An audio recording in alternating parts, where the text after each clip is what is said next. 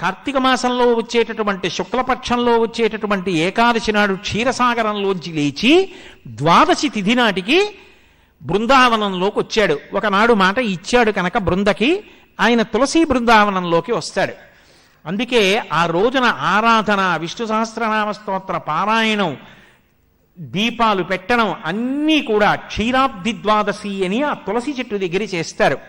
ఆ ఋతువులో తులసితో పాటుగా విశేషమైన అనుగ్రహాన్ని పరదేవతా స్వరూపంగా వర్షిస్తోంది కాబట్టి తులసి కోటలో ఉసిరి కొమ్మని కూడా గుచ్చి రెండిటి గాలిని పీలుస్తూ రెండిటికి కలిపి పూజ చేస్తారు.